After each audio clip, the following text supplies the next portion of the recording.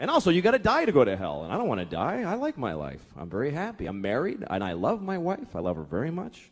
My wife hates me. She fucking hates me. She hates me so much.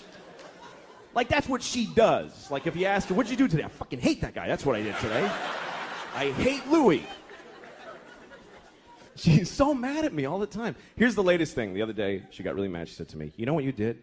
You filled the dishwasher with dishes, you put the soap in, and you didn't turn it on. And I'm like, oh, shit. What are we going to do now? But here's the part where she blows my mind. This is amazing when she gets to this level. She says, well, why didn't you turn it on? Like I have a reason for not turning it on. And I'm like, can't I just be stupid? Can't it just be that I'm a fucking idiot? That I filled the dishwasher and then I went, duh, and I walked away? I can live with that. I'm cool with that. But she says, no, why'd you do it? Which means I decided not to do it. Do you know how much more of an asshole that makes me? That means I filled the dishwasher and then I went, you know what? Fuck her. I ain't turning it on. She can suck my dick if she thinks I'm pressing that on button. I'll fill it, but I don't fucking press on, not in my own house. Why would I do that? That would be crazy. The thing that she's usually mad about is simple. She says that I don't listen to her when she's talking. And I don't. But it's not because I don't love her, blah, blah, blah. It's because I try to listen. I really do. When she talks, I just stare at her face. I'm like, come on, bring the story. But somehow I'm like, what the I can't do it. I tried. Because every story gets divided into 50 stories that all branch out into these crazy, and I'm like, holy shit. I've got ADD. I can't do it. I'm like, fucking please. But I try every time I try because I love this retarded woman. So I try really hard to listen to her stories. Other people don't even try. We go to parties, she starts talking, people just walk away like, fuck this, that lady's crazy. Who would waste time listening to that crap? Me. She can't help it. I really feel bad for her because the thing is that every word of the story gets her so excited that she wants to fucking run with it, and she can't fucking just break through and get to the end or even the beginning. This is my wife telling a story. She's like, guess what happened to my mom today? You remember I told you my mom how when she was in college, not when she went to Michigan, when she transferred. Remember because that guy got weird and she had to leave because he was, not the Iranian guy, that was a different story. That guy, I think he was Persian. I heard that Persia actually split. What the fuck are you talking about? Jesus Christ. Pick a thing. Have some consideration for the fucking listener.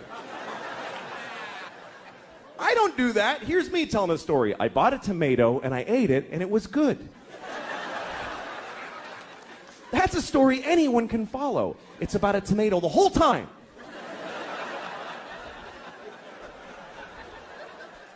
I like being married though. I do. I really like it. I seriously do. We were having sex, my wife and I, a couple of weeks ago, which is amazing that we did that because we never have sex. Never. Because we have a baby and our baby's a fucking asshole and won't let us have sex. No, fuck, that kid's a jerk, man. Seriously. Every time she's got some urgent shit in her room. Papa, come in here. I'm in now. Okay, I go in there. What's up? I need a pair of pants to put on my pony. Wow, holy shit. I'm trying to fuck your mom in there. Would you give me a break? Can a guy fuck your mom for a minute?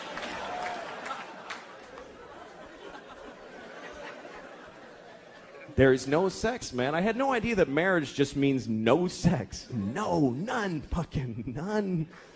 I have friends that are thinking of getting married, and they say funny shit like, hey, you know, I don't know if I could do it, because I don't know if I could have sex with one woman for the rest of my life.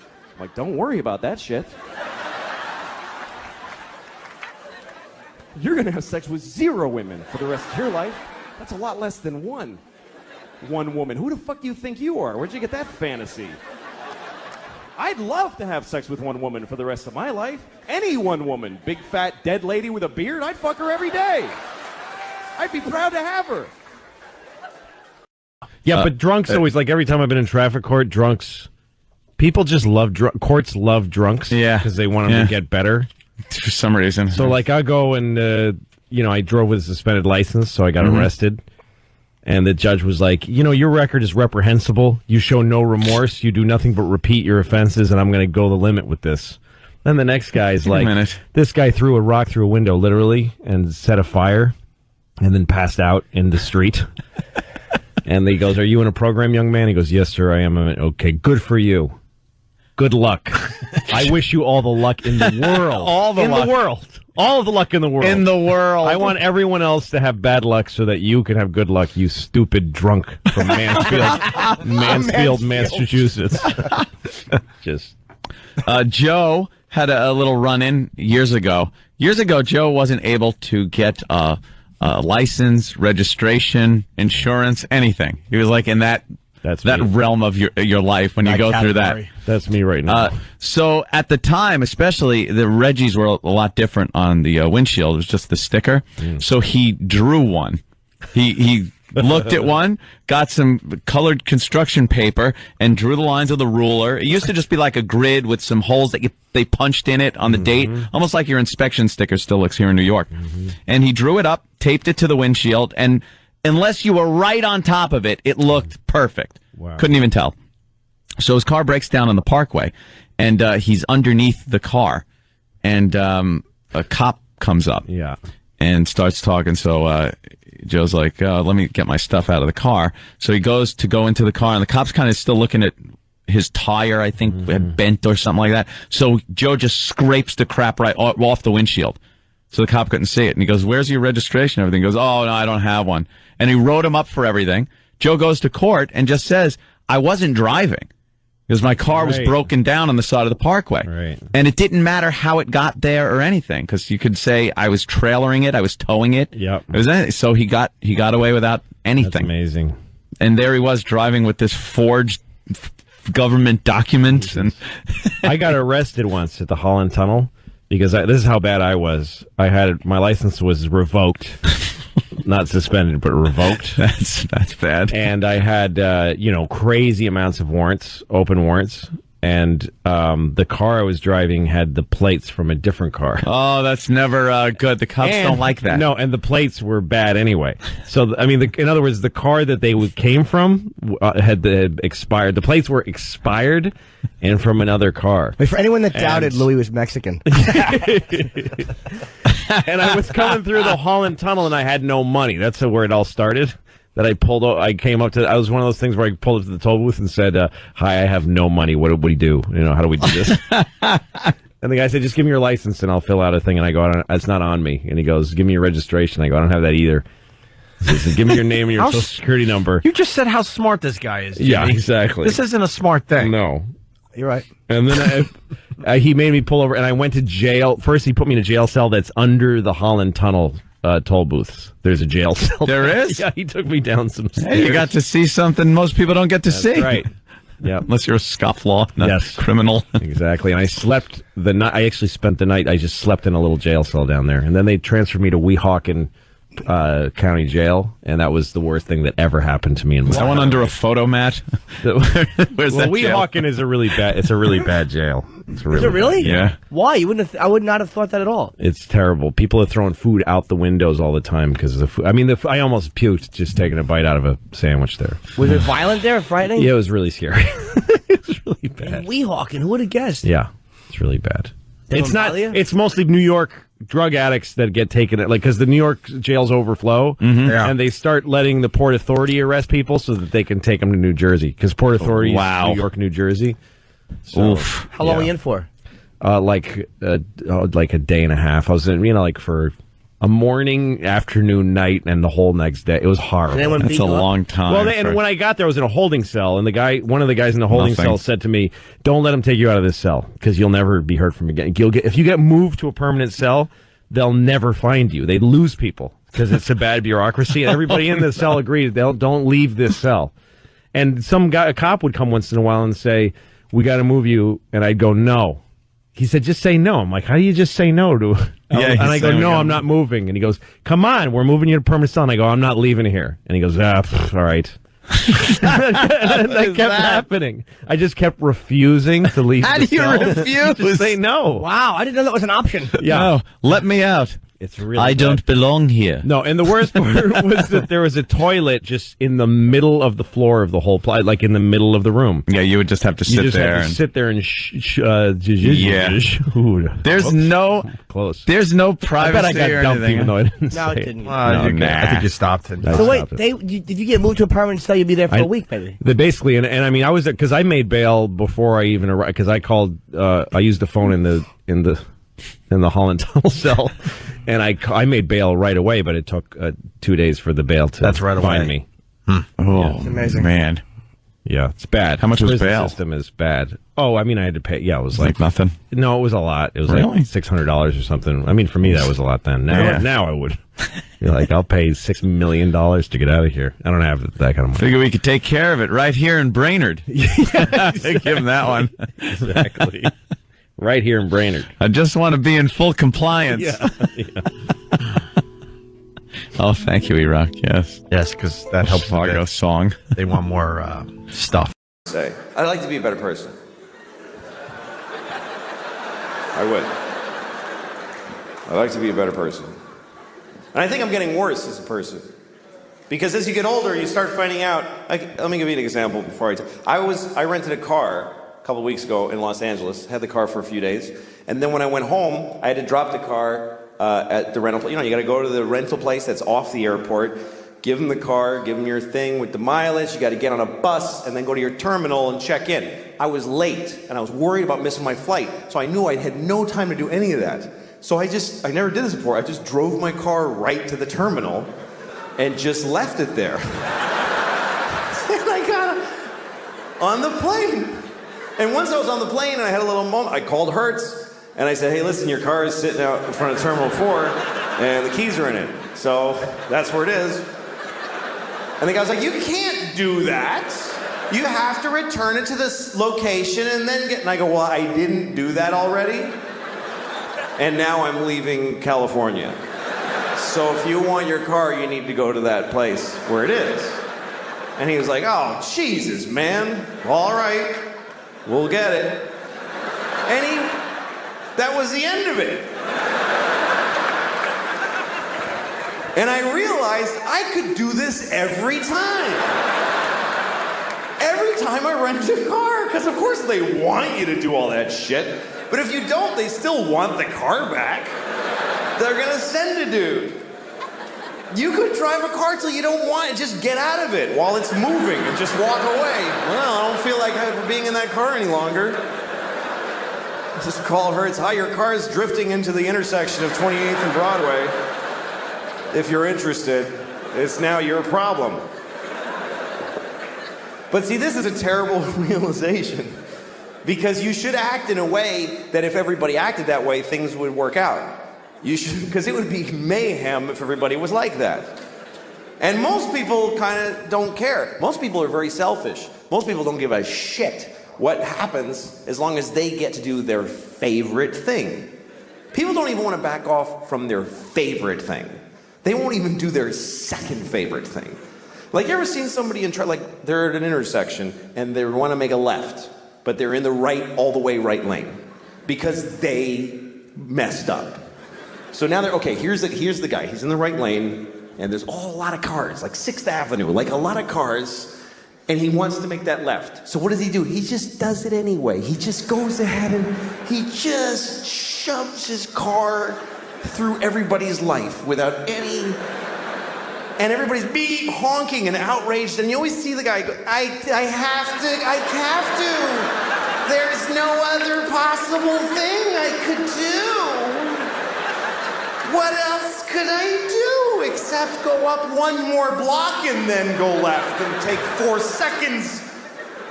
That's not my favorite way, though. That only meets 99% of my criteria. But I'm selfish. I would like to be a better person because I got kids. and I want to, you know, pass on a better. But sometimes it's not clear what the right thing is to do. Like one time I threw a candy wrapper on the street, and I didn't do it like, yeah. I just, yeah, take that shit, street.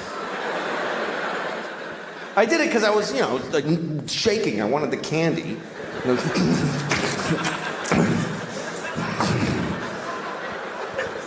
Anyway, I was with a friend who said to me, "You just littered on the street. Don't you care about the environment?" And I thought about it, and I said, "You know what? This isn't the environment. This is New York City. This is not the environment. This is where people live. New York City is not the environment. New York City is a giant piece of litter.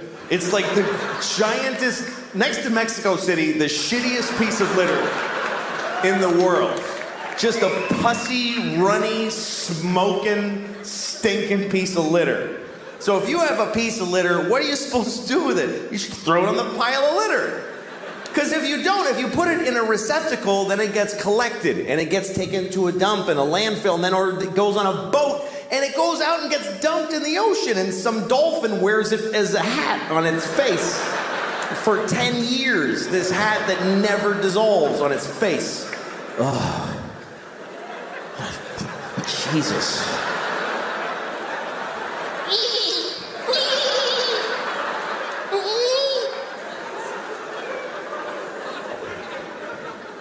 I mean, everything that we introduce to the world is shitty.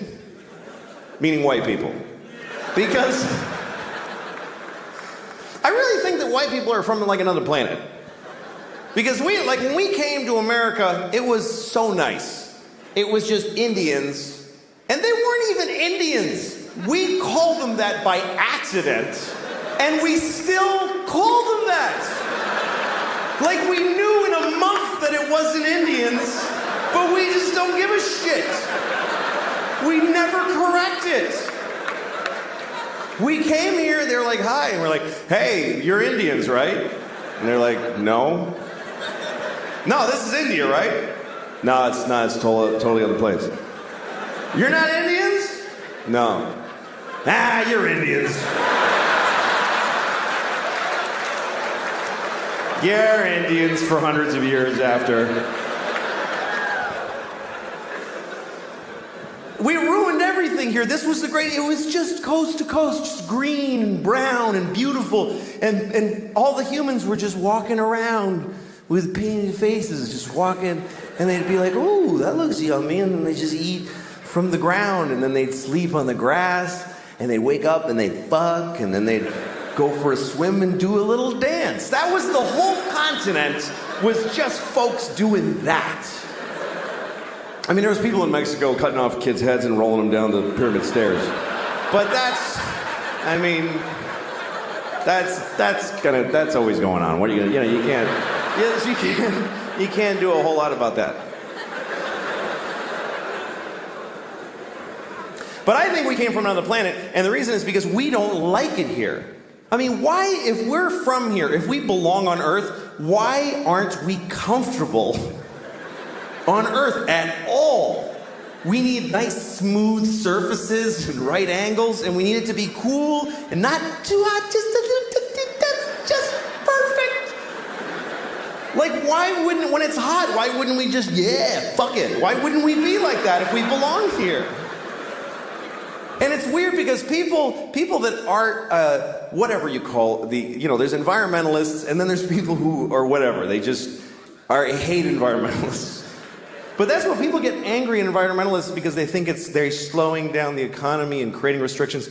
And a lot of these people are Christian. A lot of these people are very devout Christians. And that's such a confusing thing to me, that if you believe that God gave you the earth, that God created the earth for you, why would you not have to look after it? Why the fuck? Why would you not think that when he came back, he wouldn't go, what the fuck did you do? I gave this to you, motherfucker. Are you crazy? The polar bears are brown. What did you do to the polar bears? Did you shit all over every polar bear? What did you... Who did this? Who spilled this shit? Who spilled this? Come over. Did you fucking spill this? What is that? It's oil. It's just some oil. I didn't mean to spill. Well, why didn't you take it out of the fucking ground? Because I wanted to go faster. I'm not fast enough. And I was cold. What the fuck do you mean cold? I gave you everything you needed, you piece of shit. Well, because jobs. I wanted. What is a job? Explain to me, what's a fucking job? You go like you work at a place, and when people call when their game doesn't work, and you help them figure it out. What do you do that for? For money. What do you need money for? Food. Just eat the shit on the floor. I left shit all over the floor. Fucking corn and wheat and shit. Ground it up, make some bread. What are you doing? Yeah, but it doesn't have like bacon around it, and like I like when it has like bacon on it and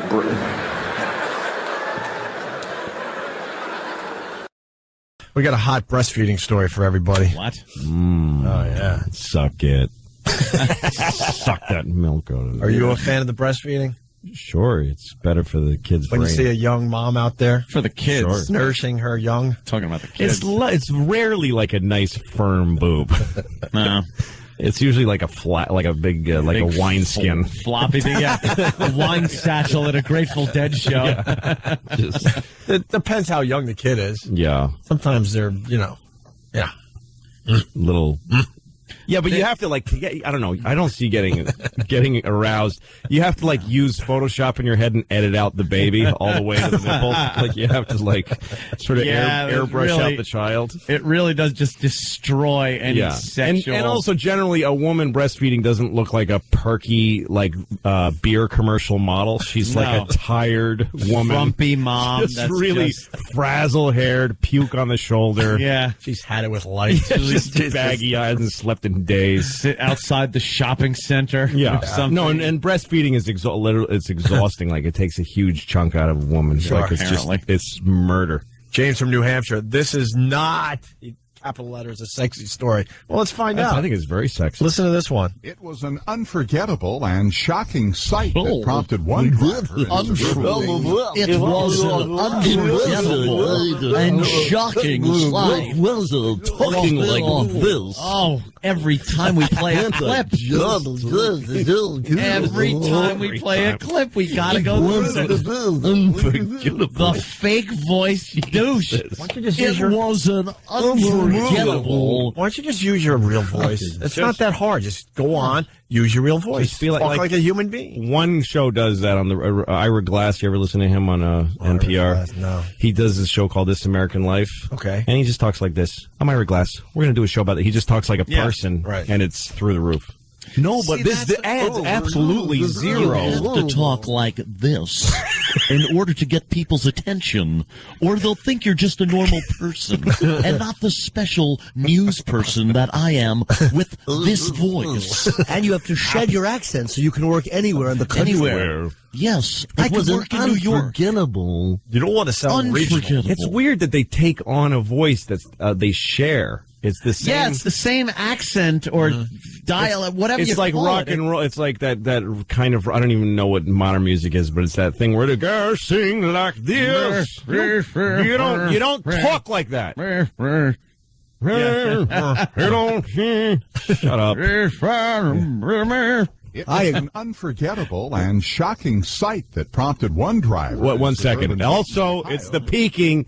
It's like you can, with your finger up and down. It's an unforgettable, shocking sight. You can almost watch the VU meter. Yes, exactly. Like working as he's talking. Unforgettable, sing-songy voice thing I do. It was an unforgettable and shocking sight that prompted one driver in suburban Dayton, Ohio to... Ohio? Why are you hitting Ohio? One driver in Ohio. And he goes, Dayton, Ohio. Ohio. Oh, we're just picking this idiot apart, aren't we? It's accurate. Oh, he sucks. Die. driver in suburban Dayton, Ohio, to phone police last week. I'm following behind a lady in a van who is driving while breastfeeding her newborn baby and talking on the cell phone. Are you goody two-shoes? Shut up. You're a rat. It's a rat. Whole family's rats. You see what people are doing on the highways these days? Leave her alone. Is she swerving? Yeah, So what if an airbag is going to destroy the kid's head forever and her boob at the same time? That is true. And more importantly, her breast. Just blood and milk everywhere. Oh, God. Breastfeeding her newborn baby and talking on the cell phone. Nice. That's multitasking. Nice. That is, Taking a the cell working phone call mom. and- You walk up to the scene of the crash. Apparently, she was drinking a Fribble. Strawberry Fribbles all over the windshield. Like, oh, my God, it's not Fribble. Feeding her newborn baby and talking on the cell phone. Officers later caught up with 39-year-old Janine Compton at her home. She did admit to breastfeeding her child while driving. She kind of indicated that it's more or less a routine thing that she does, and that when her child needs to eat, she's going to provide the need. Pull over, you retard. Yeah, you can wait, right? Please. Stupid. Everybody in the story is stupid. From the anchor to the interview to the woman to everyone on that highway. Even the kid. Yeah, just drop a bomb on that community. What about the eyewitness? You don't like the eyewitness? Screw him. He's a tattletale. Yeah, exactly. I'm going to call the local news. Look at that. Police informed her that all children inside a car must be restrained and charged her with child endangerment. The police report shows Compton claims she knew all about safety, but was more concerned about feeding her baby. I hate this guy. Faces up to 180 days in jail Feeding and her an baby. $1,800 fine if she's convicted of the misdemeanor. It's kind of a cool story, and he made it boring as hell. It's weird because he started up here, but then he came in between. Well, there you had to get serious. Lower. Fine. Baby. Serious. Fine. No one says fine. Yeah. Fine. There's no Y in that word. Fine. It's not spelled Feiyyyn. Fine. What does broadcasting school teach people? To be zilches. Like this. That's not enunciating. Like this. You must add vowels. Y'all to everything you Lunges. You say Fine. Fine.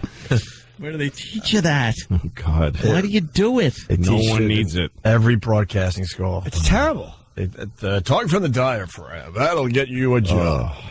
Gotta talk from way down here. Shut up. Well, that just took us out. He's sitting there with a Dunkin' Donuts coffee and a script reading into a mic. Yeah. Is my hair okay? Unforgettable. Can you do that again? Hit Ohio. Ohio. That was real nice, Bob. Thank you. Yes, I know. Good one. Yeah, is that okay? How do I look? My hair okay? It's a voiceover, Bob. 5, 4, 3. Hi, I'm here in Ohio.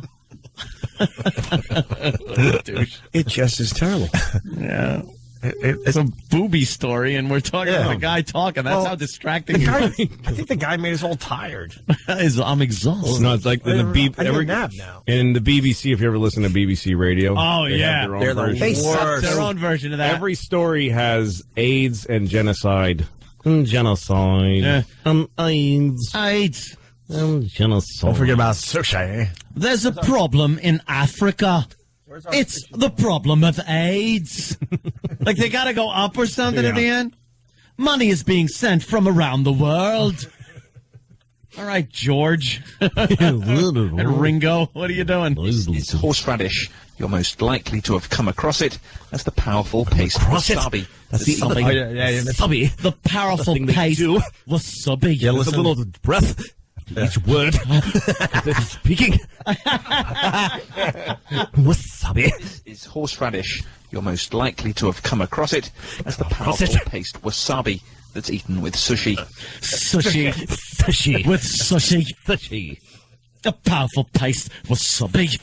Eaten with sushi. Come across it. Wow, what happened? I just said across it. I'm exhausted. I'm hyperventilating. I'm British. Hey, stupid Brits. All right. What do we got? Louis C.K. March 14th, Orpheum Theater, Boston. Boston. Nice. I like that Orpheum Theater. Yeah, it's a great. I'm going back to Cleveland too in April, and I think that's where I'm shooting. I'm shooting another special. Nice. Either in Milwaukee or Cleveland, wherever we sell the most tickets. Wait, basically. this guy's Tim in Philly. Tim, go ahead. What are you saying? Hey, we're hypocrites? Why? Hypocrites. How you doing today, hypocrites? All right, now tell us why. Whoa, easy. That's tough talk. Whoa, hey. But he was nice. He asked how we're doing. Fine, thank you. I'm doing okay, too. I'm a little tired. How are you? What do you got, Tim? Fantastic. Hey, Fat Jimmy. Remember your stupid voice? Opie. Remember your stupid voice back in the radio days? This guy's really... I never had a stupid radio voice, to be honest with you. Are you a radio guy that is bitter or something? I was always perfect, by the way. I do. It doesn't matter what Are I you do. a radio guy that's bitter? I don't understand. It's part of the profession. It's part of the territory. You are a radio guy that's bitter. What radio job did he get kicked off of? You know, I really don't care. At the end of the day, your voice on stage was awful. Opie, you don't even... It's your opinion, you douche, you stupid fat... I love this guy. I have no problem with Tim. He hasn't said one bad thing about me. Tim, it's either a bit. Hold on, caller. Hold on, caller, to people who are doing it for a living. Yeah.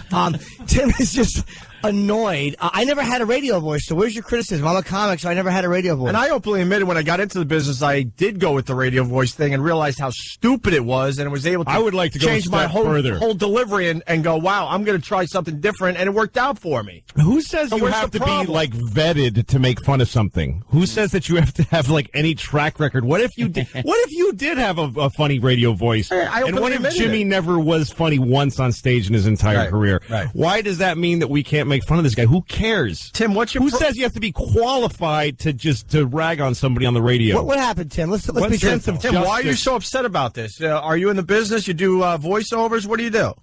I'm not going to get involved in what I do in my personal life, in my professional life. I'm just going...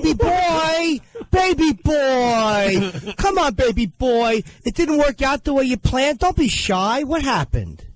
Tim, you know, I'm actually going through some tough times, so I really appreciate you bashing me. So. Oh, well then don't make the radio. Don't call on your tough times, baby boy. We didn't call you, you douche. What's the matter? Well, my point is, Jimmy, that voice you're doing...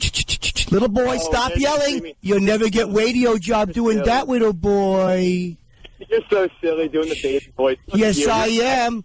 You're wacky, aren't you? Baby boy, what happened? Tim, why can't you admit the fact that baby boy, what's that? You're not answering the question. What happened? Did you go to broadcast school? Did you tell them you were going to make it big? I can do it, guys. And now you can't do it.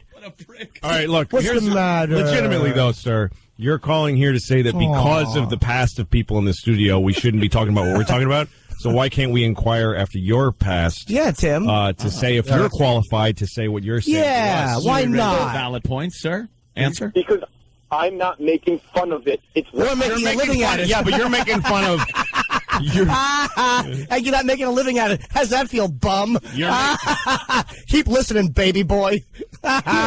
You're saying who are we to make fun of that? I really want to know why this hit a nerve with you, Tim. I don't really understand. What didn't work out, Timo? Come on. Why is this hit a nerve? Timmykins, come on. Will you let me talk?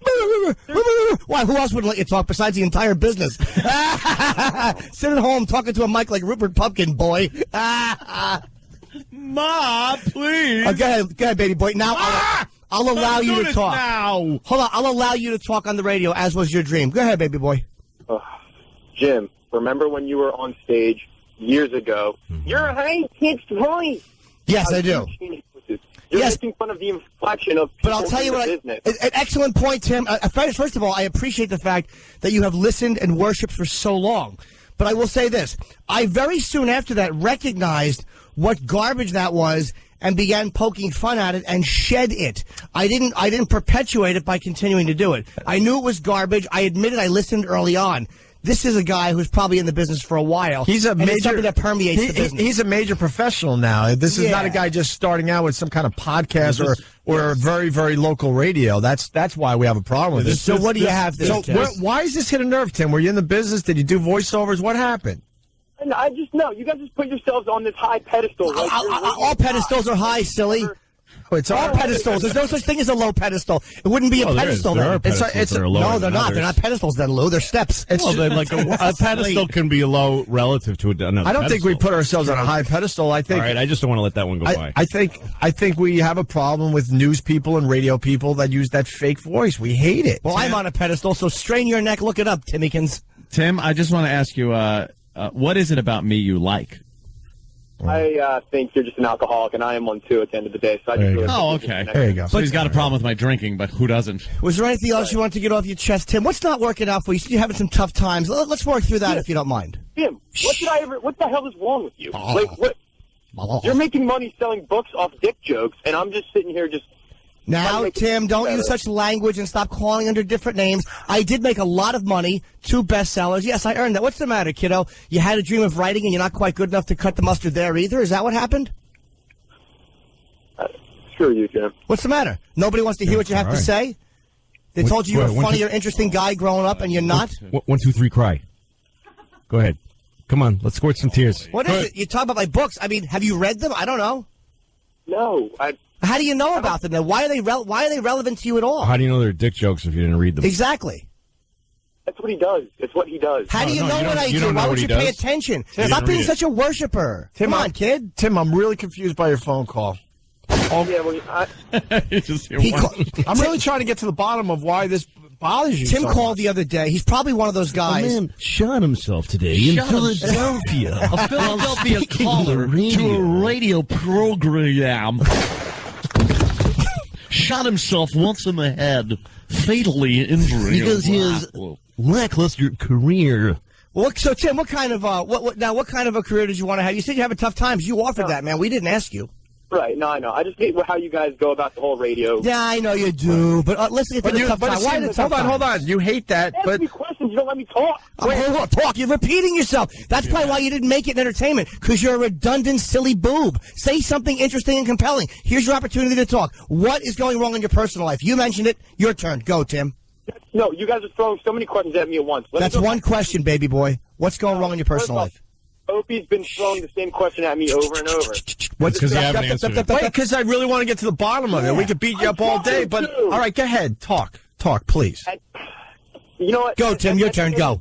You guys have this radio show. You guys can reach out to millions of people, and you don't take advantage of it. Yes, we do. We have you to calling us, Tim. That's what we wanted to do. Wait, I want to hear the guy. What do you mean by that? How do we not take advantage of it, sir? You guys do not have any kind of production value for your show on many levels. Yes, we do. Value. Well, now the guy. All right. Now I got to agree with him. Well, the guy makes a good point there. Maybe we should have pushed on. Go ahead. You don't think what do we need as far as production value that would help the show? I really think you guys walk in the studio 10 minutes before you go on air. Anthony's brushing off some hangover. I don't care. Whatever. Opie's doing his own thing. Jimmy's stumbling in from a stand-up show, and you've got morons behind the scenes over there. I really think that you guys could have a much better show. This guy's got it pegged. Why do you listen then, Tim? Like, what is it? What is it about the show that draws you? Yeah, why do you care? If you knew what you were irritated by Jimmy's stand-up voice when he started, and yet you keep following his career. You know about his books. You listen to this show. It's got low production value. They have no right to make fun of who. Why don't you just turn it off? Why are you making yourself so upset? Hey, where is Steve C? Is he on the phone somewhere? It's the idiots behind the scenes. Why are you such a fanboy, Tim? No, to be honest with you, I was at one point back in WNEW. Right. I have XM in my car. I drive an hour and a half to work every day. I pop you guys on for about 20, 30 minutes. And it's the same regurgitated garbage. So it's a long time to listen. 20, 30 minutes is a long time to listen to something you don't like. 90 minutes to work. Get a better job, educate yourself, and live closer to where you work, kiddo. If you could realize this whole story I've been telling you, I'm going through not the best of times. Well, I asked you to elaborate on that, and you didn't elaborate on that. So I have no empathy. Going to. Elaborate on it now. No, Jim. Exactly. No. I don't want to elaborate. I don't really care, to be honest with you. Stop listening. Put on the XM Comedy Channel or put on another show. Stop torturing yourself, Timmy boy. I just think it could be so much better. Well, we think you could be a better caller or not a douche, but it's not working out for us either. Oh, God. You're not elaborating. You're a radio caller who offered nothing about yourself. What, do you want me to write a book about it? Something that you've done twice? Yes, and that you couldn't do. What a weird thing, yes, like I have done that somebody twice. who has written 2 best-selling books What do you twice? want me to do? Succeed like you've done? No, Tim, just keep driving 3 hours round trip to work and spending an hour a day listening to us like a good boy. The same redundant crap we just keep listening regurgitate every day. Don't you realize we talk about our life's experience here? We don't throw a bunch of fancy production in. We talk about our lives. We talk about our political affiliations. We talk about anything that comes to mind because it's a talk show. It's not a phony show where people put on a voice and do things. Don't you find that slightly refreshing?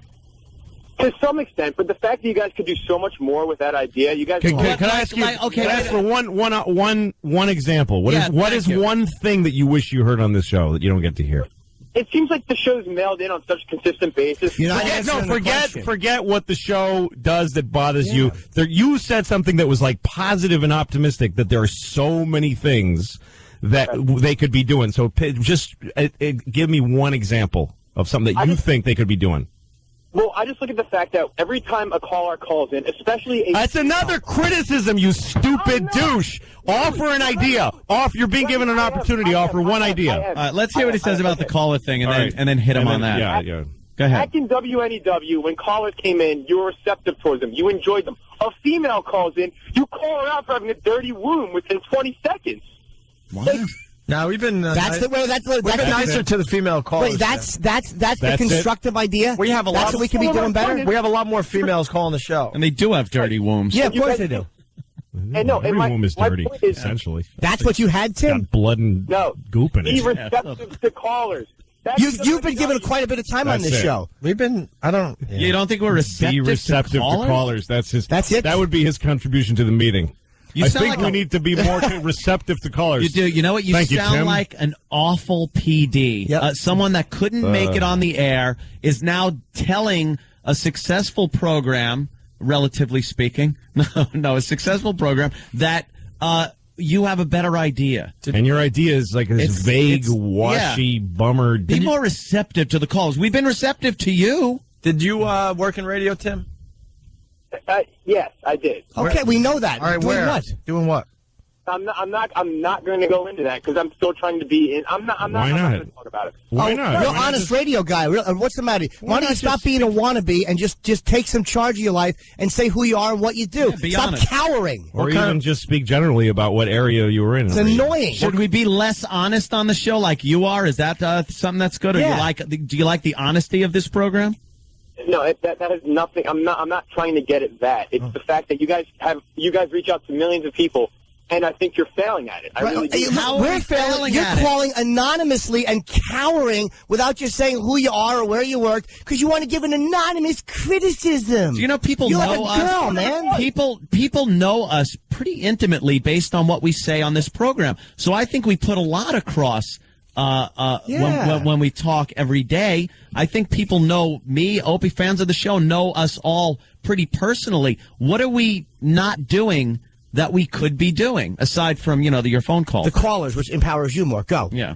No, I look at when I compare what you guys are doing now to what you did in WNEW. Remember when you guys first got syndicated all over the place? Yeah. Those syndications started falling off very quickly because the format of the show did a complete 180. No, everything about it. Our syndications didn't fall off. Not at all. We got fired. We got fired for the church thing. You're so That's dumb. when you're right. Our syndications Suddenly fell you were off never very on the fast. radio. One day we lost every one of them. You're right. That was very fast. You're as ill-informed as much as you are cowardly and languishing in anonymity. You like to be anonymous. That's why you're failing, Tim. I don't. You guys, when you came over on XM, you're jealous. And jealous, baby boy. Here comes the hushing and the baby boying. That's what you are, and that's what you're doing. You're a jealous little boy, and you don't even want to say who you are. You want to just call anonymously and then go back to your anonymous life until someday you make it in the business. No, whatever. You know what? I'm going to work 50 times harder, and I'm going to be 50 times more famous than you. Yeah, and whatever. Right, Rupert. That's good. Rupert Pupkin. We got him on the phone. You think like a chick, and you answer like a chick. You have a pride and joy card I could have?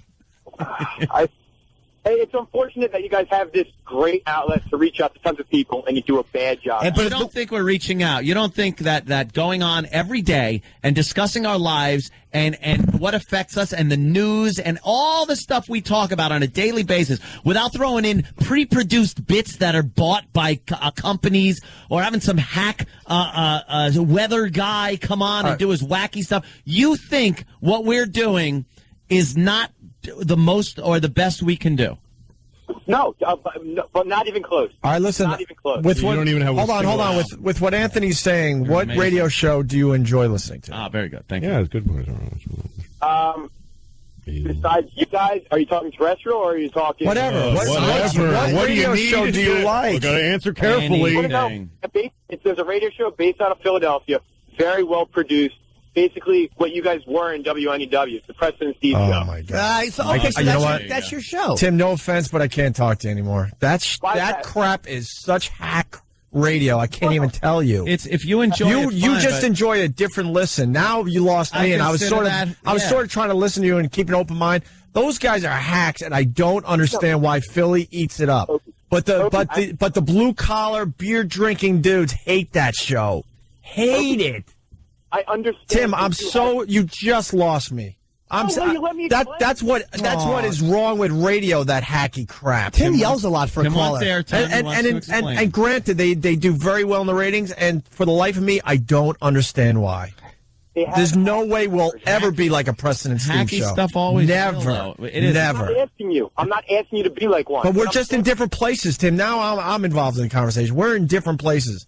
Your taste is so much different than Anthony, myself, Jimmy, and our listeners. We can't even agree on anything. Does it bother you, Tim, that if you stop listening, you won't be missed, and we certainly won't care?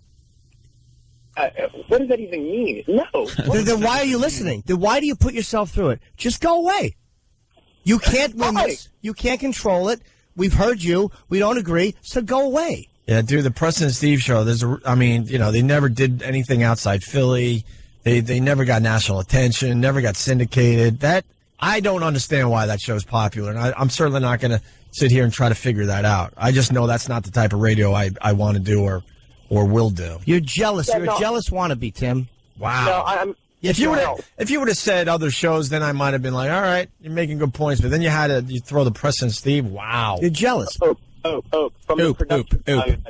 Production value. Oh, what a Do you understand a talk show and a production value-based show it's two different things? We do a talk show where we sit and talk and discuss things. Do we need pa-choom and production behind it and some kind of friggin' sounder to hold your attention? We love sitting in a room and discussing our lives together, and listeners call and have the opportunity to do the same. What are you talking about, this production that we need? Right. No, I'm saying basic values. Like, hey, we're talking about a U2 song, but let's not play it. Let's just talk about it. I have no idea what the hell half the stuff you guys are talking about when you guys are talking about, I like that U2 song. Yeah, me too. Oh, but that other one. We haven't even talked about the U2 song. And by the way, I've been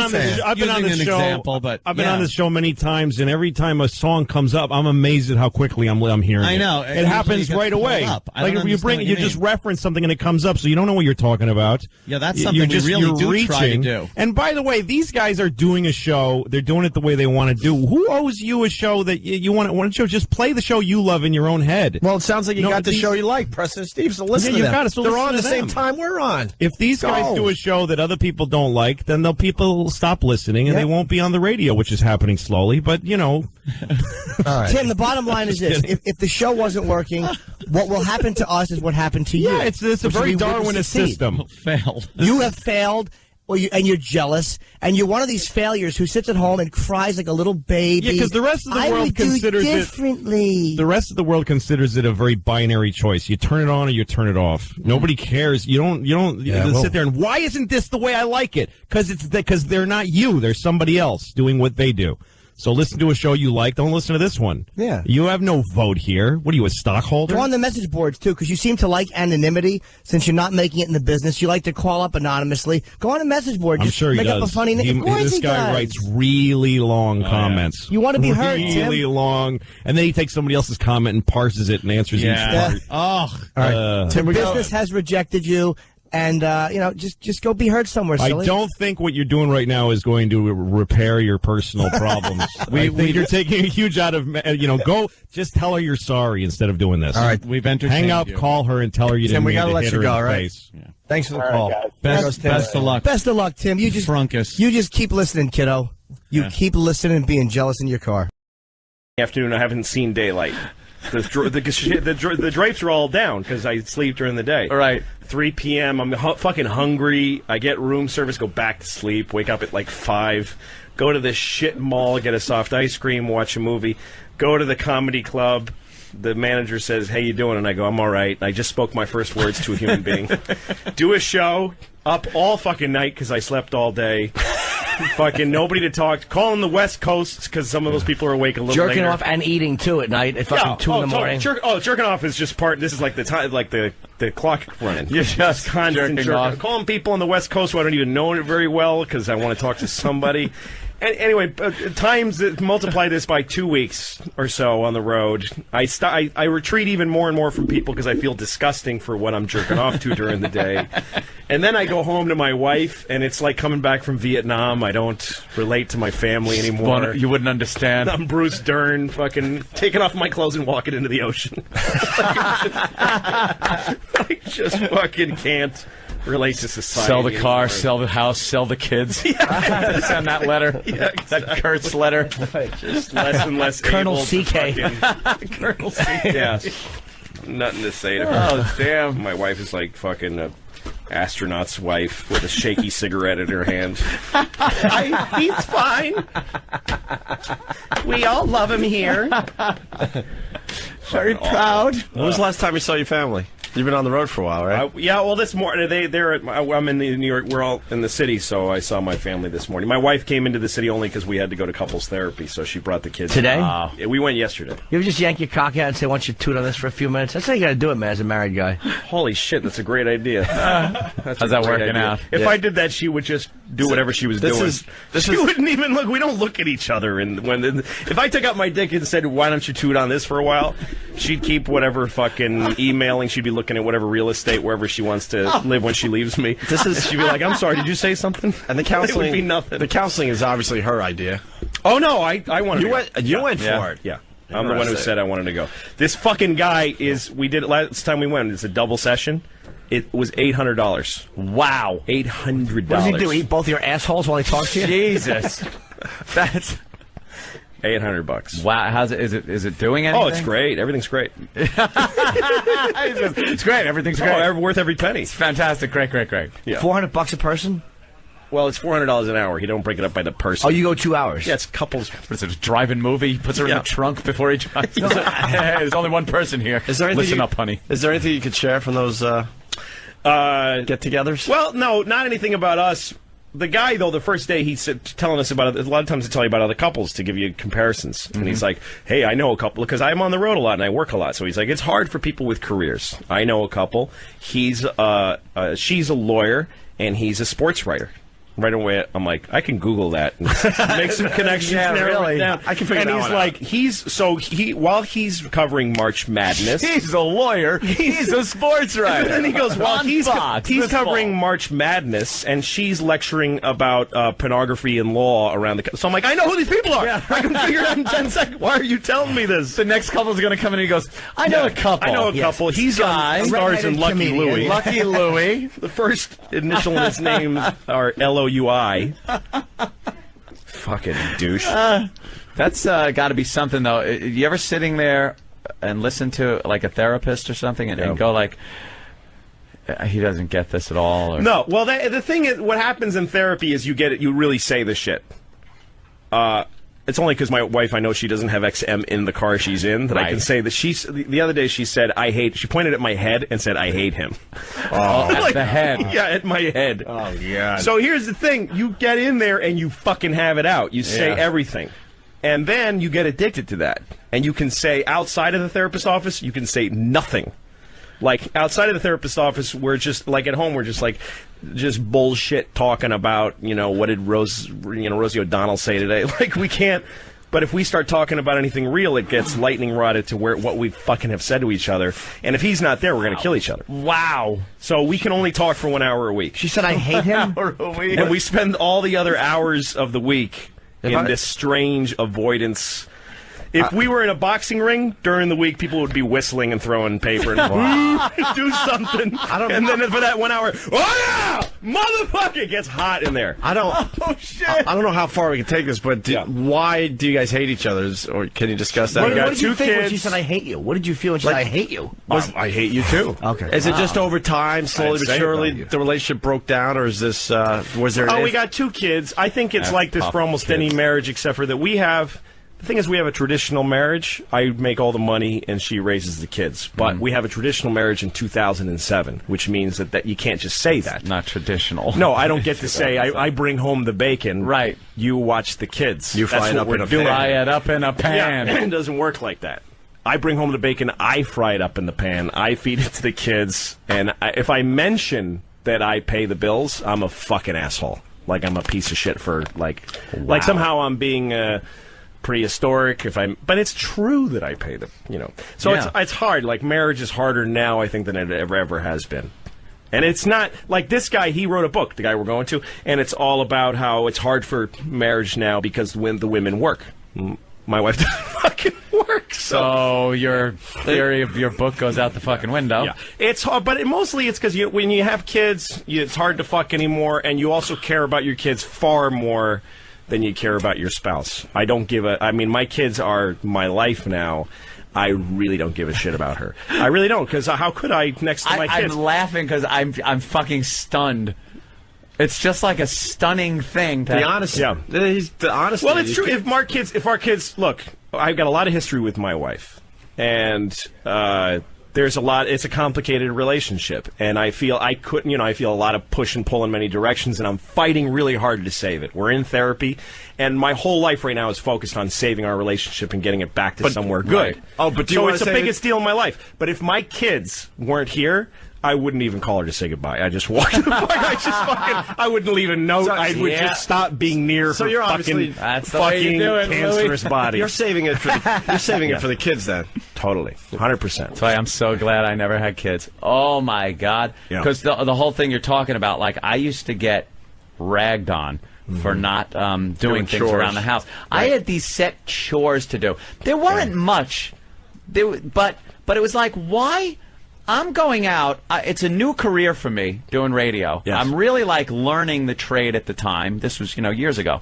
And she's not working, and I'm bringing home the money. And believe me, a lot more money than I was when we were both working, and I was knocking tin. Yeah. But then... Well, the money you brought in, just to help you out a little bit, gave her the luxury of not having to work. Yeah, not having to work. Right. Which is kind of key, I think, to the whole thing. But then there'd be these little chores I would have. Like, I'd have to take out the garbage, and it was my job to vacuum. And like, if I didn't do it, I would be ragged on. Like, I remember my mother fucking yelling at me for not vacuuming. No, and the thing is, to me, if you don't have kids, I don't get any of it. And that was it. If you're married and you don't have children and you have a bad week, get the fuck out. Why the fuck would you save a marriage that's stressful? Right. When you have kids, that's everything. You got to stay together for the kids because you got to be. It's not even that they need to have 2 parents to be together. It's just that you want to be there for your children because you fucking care about them. But you got to look at it on the other side. Like, the thing about having kids too is that spend one day, if you have kids, spend one full day with them where you're, like, every time I give my wife a break, I fucking totally realize what she's going through. It's fucking murder. You want to kill everybody in the world. When you're alone with kids and you don't have, I have a job. Even when I'm taking care of the kids, I fucking got my computer on my knee and I'm working. Like, I'm fucking writing a movie. Yeah, you're still working. Yeah, I'll call just to make myself feel okay about the fucking trap that children feel like on a given day. I'll call my manager and just say, what's going on? And he'll be like, well, we just booked another OA date in Camden. Oh, good. Go read a story to my daughter. You know what I mean?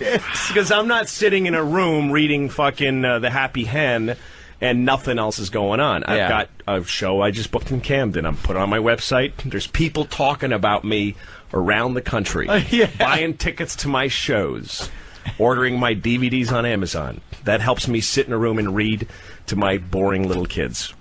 But my wife has fucking nothing. except to focus on what a piece of shit I am for dropping cum into her and making people that have ruined her life. That's all she's got. So I actually completely see her side to it. We are, and what we found out in therapy is that we're trapped and that it's neither of our faults. So how? But that doesn't make us go, oh, the okay. only solution is killing the children. Yeah, that's it. That's Throwing really... them into a garbage can and letting them die next to a rat in a milk carton. And you two just, like, spur of the moment, laughing, heading off to the Caribbean. Oh, my God, we'd have a ball. Just having fun like the old days. I actually think if, like, when I picture that, if we got rid of the kids, I would walk out the door. Actually, what I'd do is fuck her face, and we'd probably get off the place. Why don't you guys go on vacation together? Leave the kids with one of your parents for a few days, and seriously, go away for a few days. I want to punch you in the face for saying Is that bad? Oh, shit. Is that bad? I don't know. It's just so complicated. One of them, she's still breastfeeding the kid who's 2. Can't get the kid away from her.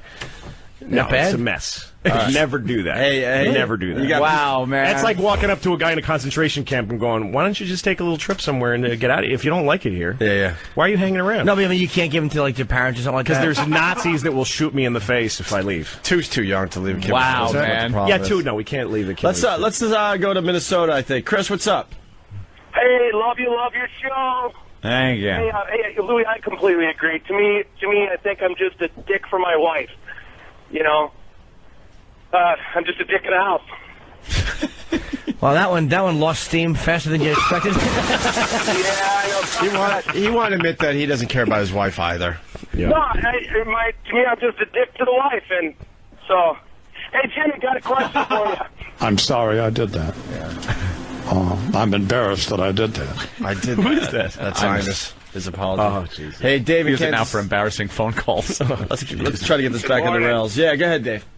Oh, no, Louis, you're absolutely spot on. Same predicament here. You just go numb, man. You know, but I'm at the point where I couldn't give a fuck if my wife went out and got filled up with somebody else's cock custard. I'm done.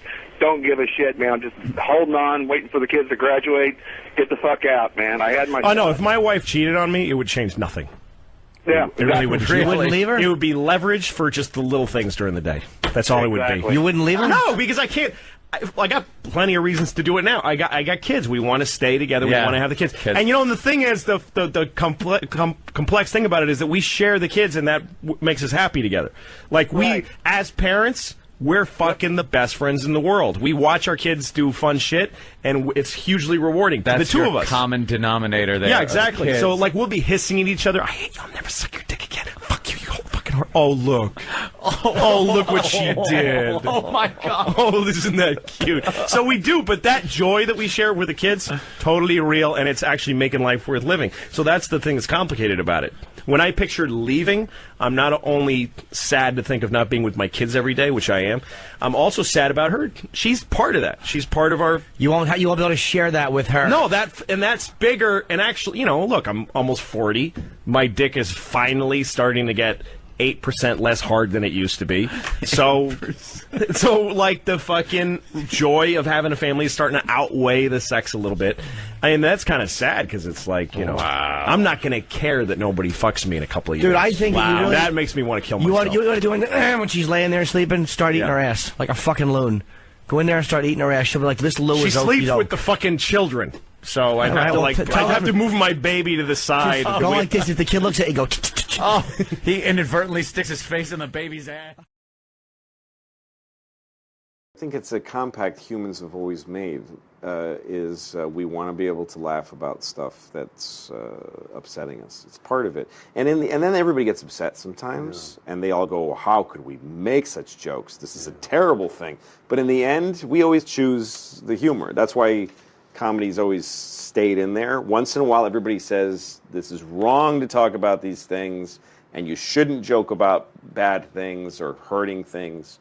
And we all clang a bell because that's part of the process. And I accept that. That's okay that people do that because it's part of it. You say that to yourself once in a while because it lets you off the hook. I tweeted to everybody that I thought that joke was inappropriate. And then later you can laugh at a joke that's inappropriate, you know? I mean, that way you get to have both ways. But are there places you won't go, will not go? Only if it's not funny or if it's boring. But that's it. Yeah, or somebody else has been there heavily. Then I won't go there usually because it's boring. Yeah, it's only if it's boring. But I don't. I remember saying one time that saying that a joke is too awful, saying that something is too terrible to joke about, is like saying that a disease is too terrible to try to cure it. I mean, that's what you do with awful things. You joke about them. That's how you get through it. It's how you survive life. It's the only way you can talk. Yeah. So to say that's so terrible, I can't joke about it. That's totally counterintuitive to me. It's like, if it's that awful, you better start joking about it, because that's how human beings get through it. Something's changed when you get older, you know? Like, I've reallocated some of the noises that I make. Like, the noise I used to make when I come is now the noise I make when I pee.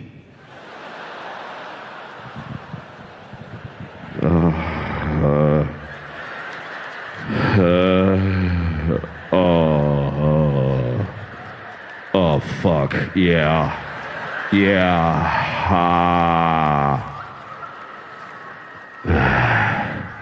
Take it all, bitch.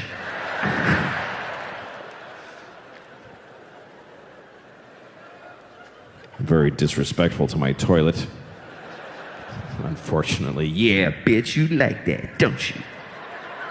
I'm gonna shit in your mouth, too, because you ain't nothing but a shitty, piss-drinking tell-it. Dumb bitch, tell it. Got my piss on your lips. You ain't intelligent. What do? You sit there all day on your ass, waiting for me to shit in your face. Dumb bitch, tell it. Puh. You ain't even special. I pissed in 3 toilets today. Shit. Quit crying. I love you. It's bad. Well, that's how my dad treated his toilet, so that's where I learned it. Anyway, that's the noise I make when I pee. Some of you might be wondering, none of you are wondering, what noise do I make when I come? Okay, so this is the noise I make when I come. It's not that special. I just go like this. It is done! It's a whole thing with a cloud with funnels of... There are crows come and there's lightning. The circle is complete!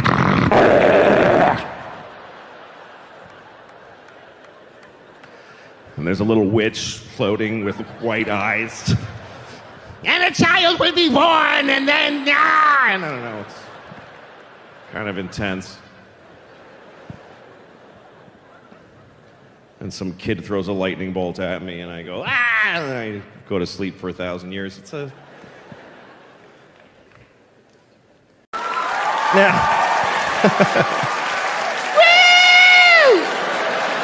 We get to kill babies! Do some shots and kill some babies. I killed like 4 babies last night. It was fucking retarded.